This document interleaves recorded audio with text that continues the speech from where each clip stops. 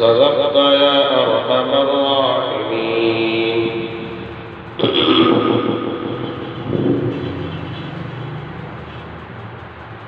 درس قرآن 18 جون 2020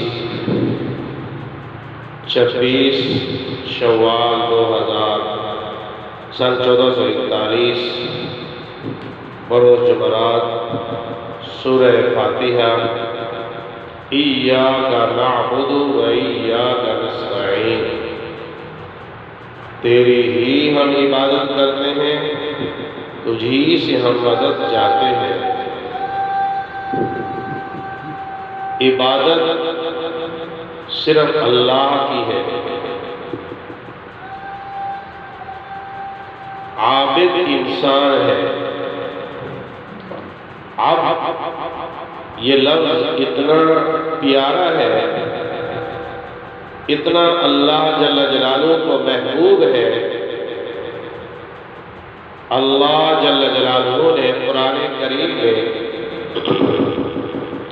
جہاں اپنی بڑی نعمتوں کا ذکر فرمایا، وہاں سرور کائنات صلی اللہ علیہ وسلم کے لیے لفظ عبد کا جملہ استعمال فرمایا. سبحان الذي اسرى بعبده ليلا من المسجد الحرام. پاک ہے وہ ذات جو لے گئی اپنے بندے کو.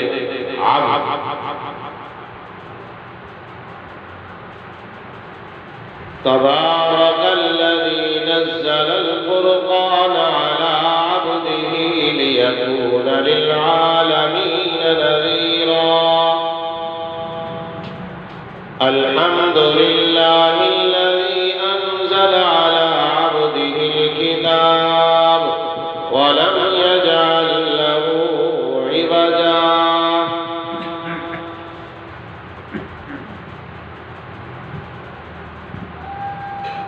تو عبد کا ذکر فرمایا. اللہ کو، اللہ جل جلالہ کو عبادت بڑی محبوب ہے، اور عبد کا لفظ سرور کائنات صلی اللہ علیہ وسلم نے اپنے لیے استعمال فرمایا.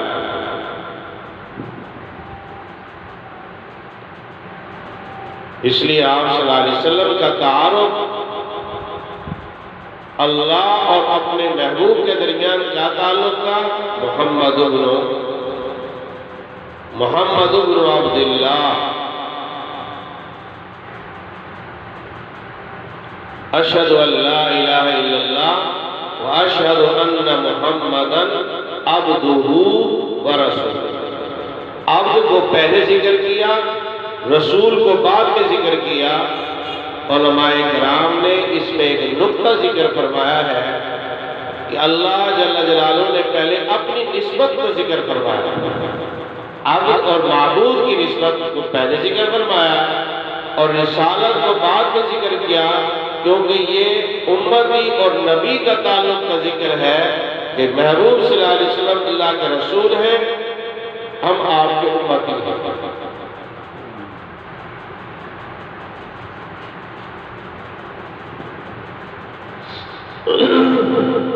اس لیے عبادت اور عبد یہ بندے کے لائق اللہ جل جلالہ سے پاک ہے. اس لیے جب آپ معراج میں تشریف لے گئے تو اللہ کریم کو بطور تحفے کے جو آپ نے پیش کیا وہ تھی التحیات للہ والصلوات والطیبات. میری جانی عبادتیں، قولی عبادتیں، میری مالی عبادتیں آپ کی. تو یہ عبادت اللہ کے حضور پیش کی. دوسری جگہ پر ارشاد ہے قُلْ إِنَّ صَلَاتِي وَنُسُكِي وَمَحْيَايَ وَمَمَاتِي لِلَّهِ رَبِّ الْعَالَمِينَ. میری نماز، میری قربانی، میری زندگی، میری موت اللہ کے لیے. وَمَنْ أَحْسَنُ قَوْلًا مِّمَّنْ دَعَا إِلَى اللَّهِ وَعَمِلَ صَالِحًا وقال إنني من المسلمين، إنني من المسلمين۔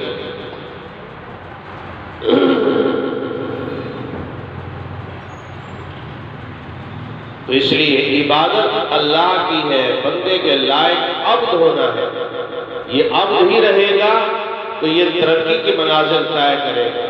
جب تک یہ عبد بنتا ہے، عبد کو اختیار کرتا ہے، اللہ اسے عزت عطا فرماتا ہے۔ وَإِيَّاكَ نَسْتَعِينُ، تجھی سے ہم مدد چاہتے ہیں۔ اس میں انسان کو یہ تصور دیا گیا، تیری طاقت، تیری ماں، تیرا مال، تیرا عہدہ، یہ تیری مشکل کشائی نہیں کر سکتے۔ اس سے تو اپنے کام نہیں بنا سکتا، اس سے تیرا ضرورتیں پوری نہیں ہوگی جب تک اللہ نہیں چاہے۔ وَبِكَ نَسْتَعِينُ کہہ کر اللہ جل جلالہ سے اپنی مدد چاہتا ہے۔ عبادت کو ذکر اس لیے کیا، عبادت کرنے سے اللہ کا قرب ہوتا ہے، اب بندہ اللہ کے قریب ہو گیا، پھر اللہ سے مدد چاہتا ہے۔ ایک صحابی آئے مسجد نبوی شریف میں، اپنے اونٹ سے اترتے ہی جا کر 2 رکعتیں پڑھی، واپس آئے تو اونٹ کوئی نہیں۔ فوراً رب کے حضور سوال دعا کی، اے اللہ عبادت آپ کی ہے، اے اللہ میرا اونٹ واپس آئے، مدد بھی آپ سے چاہوں گا۔ فوراً تھوڑی دیر رکے تھے کہ فوراً اونٹ واپس آئے۔ استعانت بڑی چیز ہے، اللہ سے مدد چاہیں گے، کسی اور سے نہیں۔ انسان کے پاس پیسہ بھی ہو، دوائی تو خرید کر سکتا ہے، شفا نہیں خرید کر سکتا۔ اس لیے اسباب کے ذریعے سے راحت تو مل سکتی ہے، ظاہری اسباب راحت مل سکتے ہیں، لیکن راحت اللہ جل جلالہ۔ ایک صاحب بھینس لینے جا رہے ہیں، کس نے کہا چودھری صاحب کہاں جا رہے ہو؟ کہا جی بھینس لینے جا رہا ہوں۔ کہا کہہ دے ماشاءاللہ، چل جیب میں پیسے ہیں، ابھی گیا بھینس لے کے آ گیا۔ ابھی گاڑی میں سوار ہوا، کسی نے جیب کاٹ لی، واپس آیا کہتا ماشاءاللہ، گاڑی میں سوار ہوا، انشاءاللہ گاڑی میں بیٹھا، ماشاءاللہ جیب کٹ گئی۔ اب اس وقت میں ماشاءاللہ انشاءاللہ کا کیا مطلب؟ اس لیے ہر کام میں استعانت ضروری ہے۔ پہلے جب بھی کوئی خط لکھا جاتا تھا اس کے اوپر لکھتے تھے بسم اللہ الرحمن الرحیم بسمہ تعالی۔ ڈاکٹر لکھتے تو پہلا جملہ ہوتا ہوا شافی، حکیم لکھتے پہلا جملہ ہوتا ہوا شافی، کیا مطلب؟ شفا دینے والا۔ یہ پہلے جملے ہوتے تھے، اس سے مطلب ہوتا تھا کہ میری تحریر بابرکت بھی ہو جائے گی اور اس سے اللہ مطلب بھی آسانی کے ساتھ حل کروا دے گا۔ آج کے نئی تہذیب نے لوگوں پر یہ اثر کیا، اب کوئی نہیں لکھتا بسم اللہ الرحمن الرحیم، کوئی ڈاکٹر نہیں لکھتا ہوا شافی، بس سیدھے سیدھے ہی دیتے تھے۔ اس لیے 786 لکھنا تو حرام، اب کوئی نہیں۔ استعانت ضروری ہے، اور استعانت حقیقتاً اللہ جل جلالہ سے۔ قرآن کریم کا مطالعہ کیجئے، احادیث مبارکہ دیکھیے، سابقہ کتب کا مطالعہ کیجئے، کہیں بھی آپ کو یہ نظر نہیں آئے گا کہ کہیں اللہ جل جلالہ نے فرمایا ہو یا کسی نبی مکرم نے یہ حکم دیا ہو کہ مشکل میں فلاں کو پکارو۔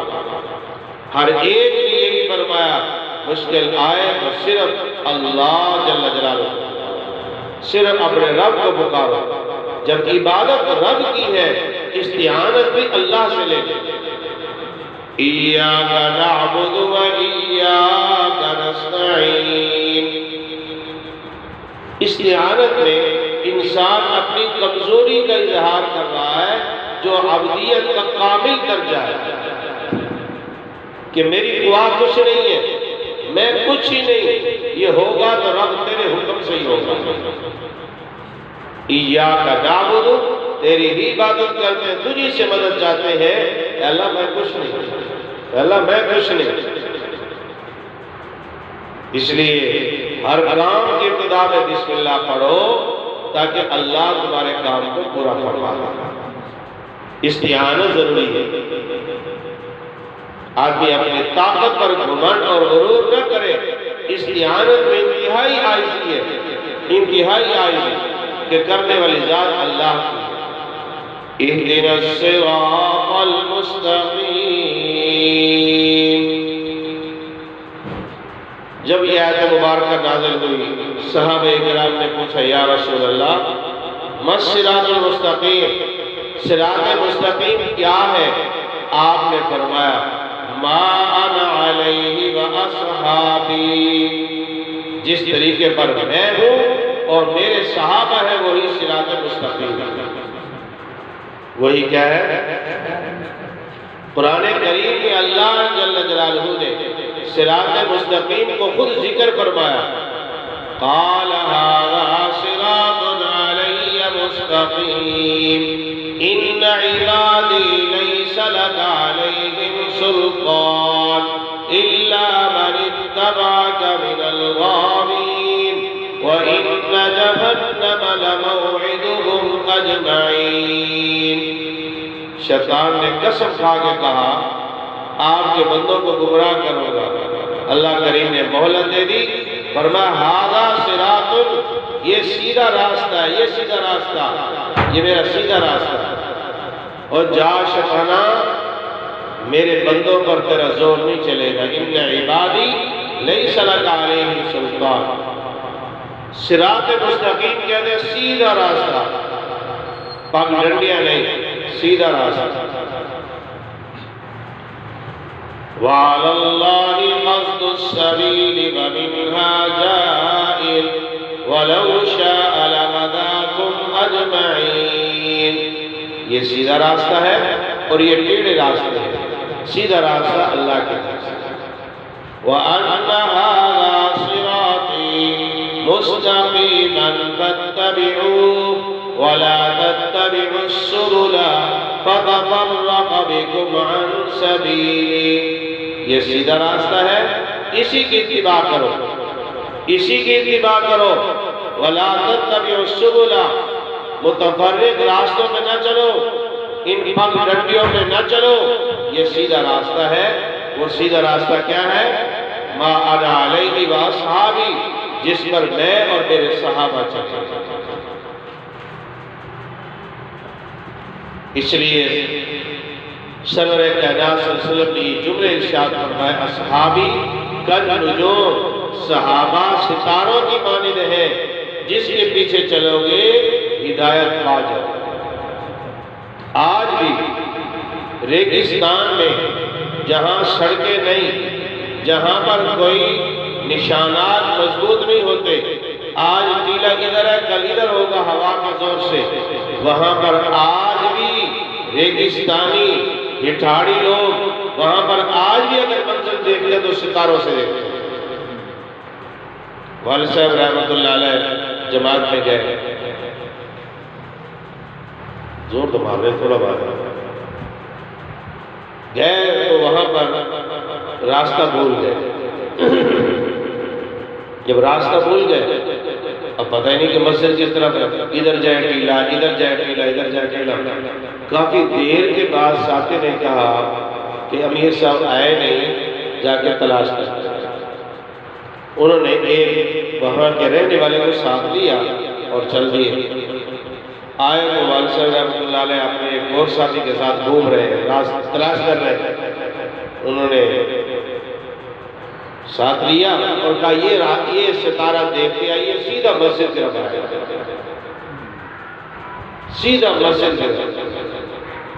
پہلے جب مکانات بنا کرتے تھے اس میں مغرب کو مستری آیا کرتے تھے اور آ کر قبلہ سیدھا کرتے تھے. قطب ستارہ ہوتا تھا، قطب ستارے کو دیکھ کر اینٹ رکھتے تھے جس سے مکان کی صرف قبلے کی طرف سیدھی ہوتی تھی. وہ اپنی ہر اینٹ کو اس وقت میں سیدھا کرتے تھے کہ قطب ستارے کے ذریعے سے. آج بھی جو قبلہ نما ملتا ہے اس میں قطب، اس کو کہتے ہیں قطب نما، قبلہ نما، قطب نما، قطب ستارے کے ساتھ ہوتا ہے. یعنی ستارے آج بھی جہاز، ریلوے کا نظام، سڑکوں کا نظام، یہ سب کا سب آج بھی ان ستاروں سے ہے. ورنہ اوپر تو کوئی سڑکیں نہیں بچھی ہوئی، کچھ بھی نہیں ہے اوپر، لیکن وہ ستاروں سے ہی بدل لیتے ہیں. اس لیے آپ صلی اللہ علیہ وسلم نے کتنا خوبصورت جملہ فرمایا، میرے صحابہ ستاروں کی مانند ہیں. جس صحابی کے پیچھے لگو گے ہدایت پا جاؤ گے، جیسے جس ستارے کے ساتھ لگو گے رہنمائی پاؤ گے. اس لیے فرمایا اہدنا الصراط المستقیم. یہ طلب ہدایت کی دعا ہے. اس پر بعض بے دینوں نے سوال کیا ہے، اعتراض کیا ہے کہ انسان زندگی بھر یہ دعا کرتا رہتا ہے، اہدنا الصراط المستقیم. بچپن سے لے کر مرتے دم تک یہ اس کی دعا ہے، اہدنا الصراط المستقیم. ہدایت تو ایک دفعہ ملنی ہوتی ہے، یہ بار بار روزانہ کیوں دعا کر رہا ہے؟ فرمایا ہدایت کے درجے. پہلی ہدایت ہے کہ یہ کافر تھا، مسلمان ہو گیا. اب مسلمان ہونے کے بعد ہی تو درجے ہیں. یہ کم درجے کا مسلمان، درمیانہ درجے کا مسلمان، اعلیٰ درجے کا مسلمان، یہ متقی پرہیزگار، یہ درجے بڑھتے چلے گئے. اس لیے یہ درجات کے اعتبار سے ہے کہ اللہ مجھے اور بڑھا، مجھے اور بڑھا. یہ نہیں کہہ سکتے آدمی ایک نیکی کرنے کے بعد بس یہ میری یہی منزل ہے. نہیں نہیں، اگر پہلے وہ بے نمازی تھا اب نمازی بن گیا، اب نمازی نے کبھی نماز پڑھتا ہے کبھی چھوڑ دیتا ہے، کبھی وقت پہ کرتا ہے کبھی بے وقت، اب اور بڑھا، پکا نمازی ہو گیا. اب پکا نمازی ہونے کے بعد اشراق شروع کیا، اشراق کے بعد اوابین شروع کی، اب چاش شروع کی، اب تہجد شروع کی، پڑھتا ہی چلا جائے گا. جس طرح آپ علم میں پڑھتے ہیں، پہلے متوسطہ پڑھی، شوق پڑھی، اولا پڑھی، اب ثانیہ پڑھیں گے، پھر ثالثہ پڑھیں گے، تو پڑھتے ہیں. یہ مراتب ہے. اسی طرح ہدایت بھی مرتے دم تک انسان اس لیے مانگتا ہے یا اللہ اس سے اور آگے والا مقام نصیب فرما، یا اللہ اس سے آگے والا مقام نصیب فرما. یہ نہیں کہہ سکتے بھئی یہی. پھر ہدایت کے دو معنی ہوتے ہیں. ایک ہدایت ہوتی ہے، آپ نے کس سے پوچھا بھائی چوک بخاری کا راستہ کیا ہے، اسے کبھی سیدھا چلا جا، سڑک سے دائیں طرف مڑے گا، سامنے دو رو ہوں گے، آپ بائیں ہاتھ والے میں چل جا، سیدھا چوک بخاری. وہ آپ کے ساتھ گیا بھائی، اس نے آپ کو راستہ ہی بتا دیا. اس کو کہتے ہیں اراءۃ الطریق. ایک ہوتا ہے راستہ کس سے پوچھا، اس نے کہا بھائی چل میرے ساتھ میں تجھے پہنچاتا ہوں. ہم نے ایک صاحب سے کہا یار ہم نے مفتی زرور صاحب سے پہنچاتا تھا، گاڑی روکی، پٹھان تھا، ہم نے کہا یہ ضرور جانتا ہوگا. یہ پوچھنا تھا کہ اس نے گاڑی کا دروازہ کھولا بیٹھ گیا. میں نے کہا بھائی آپ سے راستہ پوچھا ہے، آپ سے یہ نہیں کہا بیٹھ گئے، پتہ نہیں آپ دہشت گرد ہیں، آپ کیا بیماری ہیں، ہمارے ساتھ کیوں بیٹھ گئے. کہتے بھائی پہلے جاتا نہ جاتا، اب تو اس کے پاس پہنچا کر آؤں گا اور اس کو بتا کر کے آؤں گا یہ دہشت گرد کہا ہے. میں نے کہا بھائی حالات اچھے نہیں ہیں، آپ نیچے اترے، اللہ کا نام مانے. کہتے بھائی میں نہیں اترتا، حالانکہ بالکل سڑک چل رہی تھی. تو میں ناراض ہونے لگا، کہا مر صاحب ناراض نہ ہو، میں آپ کو وہاں پہنچا کے چھوڑوں گا. پہنچے جی، پہنچنے کے بعد ہمارا ہاتھ پکڑا، سیدھا رہ گیا. کہتے مر صاحب انہوں نے سے راستہ پوچھا. میں نے کہا تو میں خود پہنچا دوں. مجھے کہتے تو دہشت گرد. وہاں سے پڑھے اہدنا الصراط المستقیم، سیدھا راستہ. وہ سیدھا راستہ جس کی انسان ساری زندگی دعا کرتا ہے اہدنا الصراط المستقیم۔ وہ راستہ کون سا ہے؟ اللہ جل جلالہ اسی کا ذکر فرماتے ہیں، صراط الذین انعمت علیہم، راستہ ان لوگوں کا جن پر آپ کا انعام ہوا۔ منعم علیہ لوگوں کا راستہ۔ ایک مقولہ ہے، من لا یرا مفلحا، جو کسی کامیاب کو نہیں دیکھتا، لا یفلح، وہ کامیاب بھی نہیں ہوتا۔ جو کسی کامیاب کو نہیں دیکھتا اس کا راستہ نہیں چلے گا تو کب کامیاب ہوگا؟ آج لوگ پوچھتے یار تیرا بیٹا ڈاکٹر کیسے بنا، تیرا بیٹا مولوی کیسے کہاں بنا؟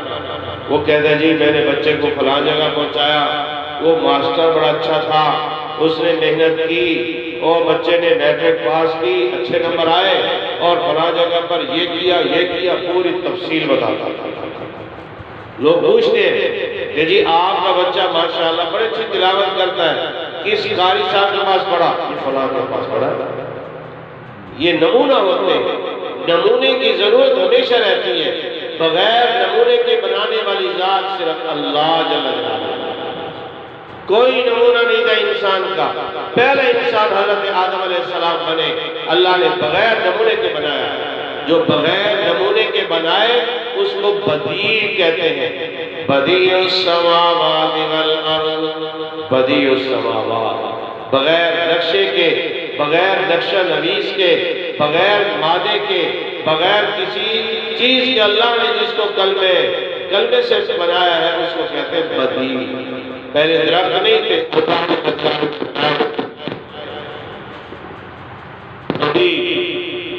اللہ کی ذات، صرف اللہ کی ذات اور کوئی نہیں۔ سب کو نقشوں کی ضرورت ہے، نمونوں کی ضرورت ہے۔ صراط الذین انعمت علیہم، راستہ ان لوگوں کا جن پر آپ کا انعام ہوا۔ منعم علیہ، منعم علیہ کون ہے؟ وہ چار قسم کے خوش نصیب۔ وَمَن يُطِعِ اللَّهَ وَالرَّسُولَ فَأُولَٰئِكَ مَعَ الَّذِينَ أَنْعَمَ اللَّهُ عَلَيْهِم مِّنَ النَّبِيِّينَ وَالصِّدِّيقِينَ وَالشُّهَدَاءِ وَالصَّالِحِينَ وَحَسُنَ أُولَٰئِكَ رَفِيقًا۔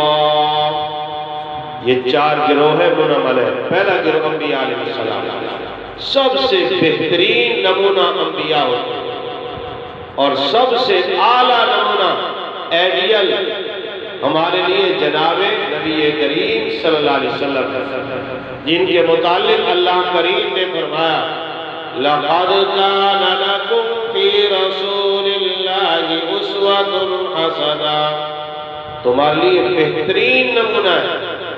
اور اللہ کریم نے اس درجہ عزت عطا فرمائی، شرافت عطا کی کہ اللہ کریم نے فرمایا مَن يُطِعِ الرَّسُولَ فَقَدْ أَطَاعَ اللَّهَ۔ انتہائی عظمت کی بات، جس نے رسول کی اتباع کی ہے، اطاعت کی ہے، اس نے میری اطاعت کی ہے۔ مَن يُطِعِ الرَّسُولَ فَقَدْ أَطَاعَ اللَّهَ، سبحان اللہ۔ اور دوسری جگہ پر تو بڑے سخت جملے فرمائے فَلَا وَرَبِّكَ لَا يُؤْمِنُونَ حَتَّى يُحَكِّمُوكَ فِيمَا شَجَرَ بَيْنَهُمْ، تیرے رب کی قسم، تیرے رب کی قسم۔ یعنی اس جملے میں دیکھو پیار کتنا ہے۔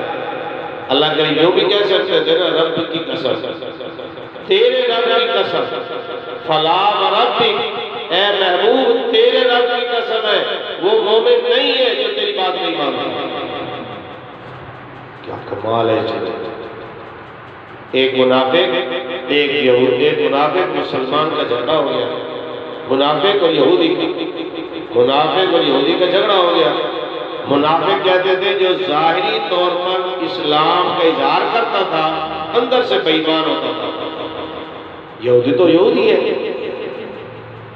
منافق کہتا تھا کہ ہمارا فیصلہ کرے گا یہودی، اور یہودی کہتا ہے نہیں، یہ فیصلہ کرے گا محمد رسول اللہ صلی اللہ علیہ وسلم۔ اب جی یہودی غالب آ گیا، یہودی کہنے کہ پاگل ہے تو، میں تیرے نبی کو اپنا فیصلہ مانتا ہوں تو نہیں مانتا۔ وہ لے گیا، آپ صلی اللہ علیہ وسلم نے جب ان کی بات سن لی، فیصلہ یہودی کے حق میں تھا۔ منافق کہنے لگا عمر جو ہے نا وہ یہودی کو بڑا خلاف ہے، کیوں نہ ہو کہ عمر کے پاس چلتے ہیں۔ حضرت عمر کے پاس گئے، کہا جی ہمارا جھگڑا ہو گیا ہے، یہ یہودی ہے، آپ فیصلہ کریں۔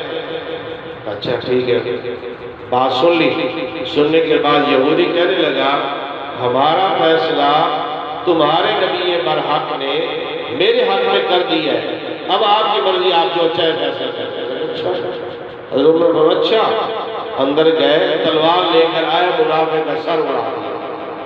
جیسے سر اڑایا تو سارے مدینے میں شور ہو گیا، جی مسلمان کو مار دیا، ہم دیت وصول کریں گے، یہ تو اچھا نہیں ہوا۔